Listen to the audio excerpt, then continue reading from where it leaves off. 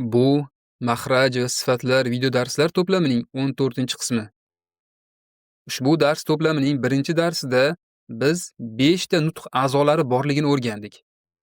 Bular og'iz bo'shlig'i, halqum, ya'niki tomoq, til, burun bo'shlig'i va nihoyat lablar. Bu nutq a'zolarining har biri turli maxrajlarni o'z ichiga oladi. Og'iz va halqum, til va burun bo'shlig'i maxraj nuqtalarini muhokama qilib bo'lganimizdan so'ng, endi oxirgi nutq a'zosi lablarga o'tish vaqti keldi.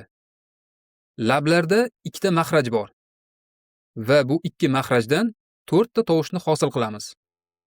Bular fa, vav, ba va mim. Garchi bu tovushlarni aytish oson tuyulsa-da, shunga qaramay ushbu 4 ta tovush bilan bog'liq ko'plab keng tarqalgan xatolar mavjud. Shuning uchun iltimos, ushbu darsning keyinroq keladigan keng tarqalgan xatolar bo'limini o'tkazib yubormang. Keling, fa harfidan boshlaymiz. Fa yuqori old tishlarning uchi pastki labning ichki qismiga tegishidan hosil bo'ladi. E'tibor bering. Biz tish uchini tegizamiz, lekin bosmaymiz. Chunki harf hosil bo'lishida havoning o'tishi uchun kichik bir tor joy qolishi lozim. Havo shu tor joydan chiqib, fa tovush hosil bo'ladi. Masalan, mana bunday. أف أف ففروا يفعلون صواف. Shunday qilib, yuqori old tishlarning uchi pastki labning ichki qismiga tegadi va tovush shu holatda hosil bo'ladi. Endi ikkinchi harfga o'tamiz. Bu vav g'oyrul maddiyah, ya'ni bu cho'zish uchun yordamga keladigan vav emas, balki alifbodagi mustaqil harf sifatida o'qiladigan vav. Bizda vavul maddiyah bor edi.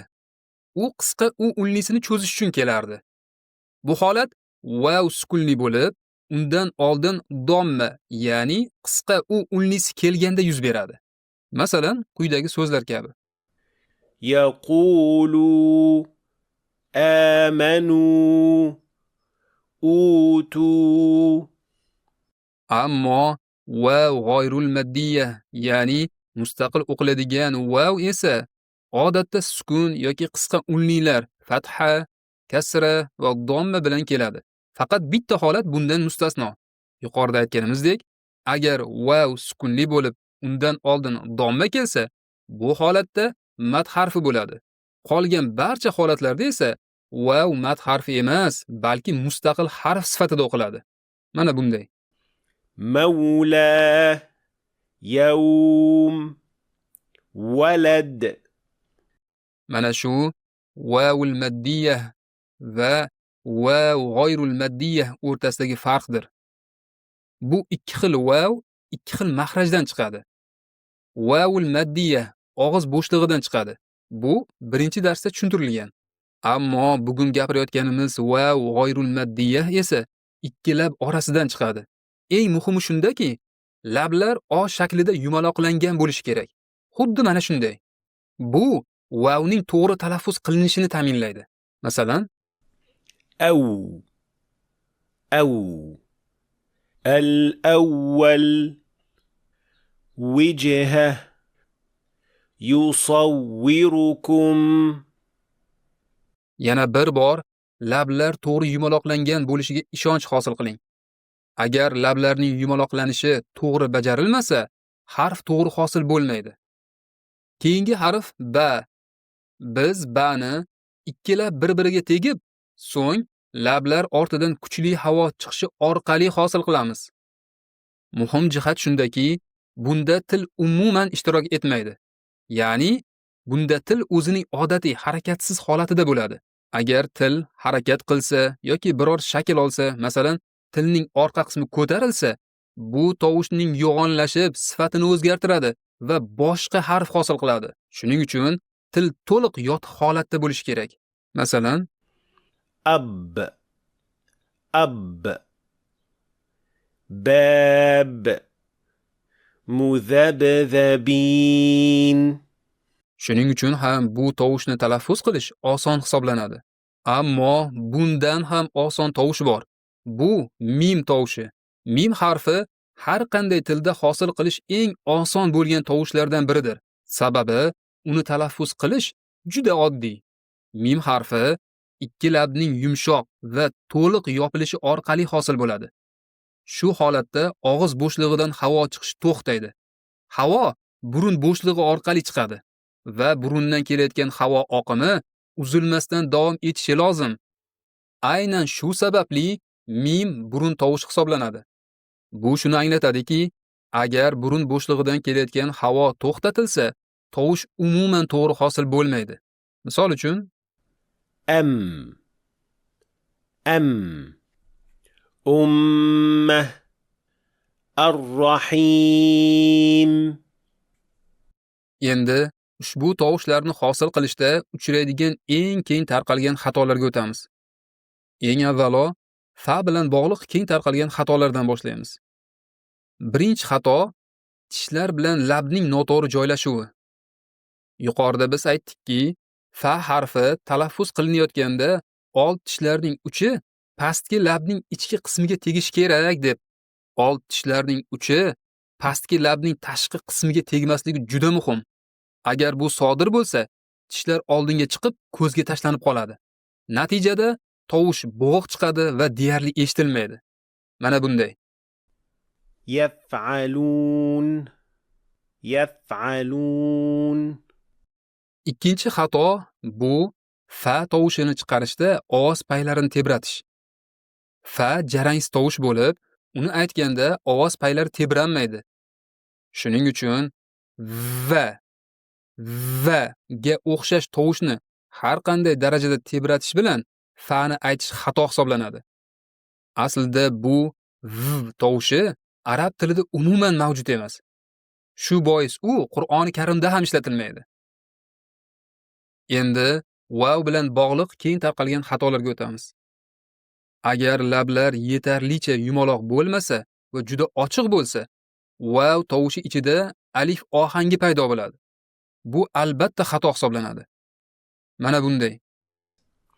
الأول تأويله.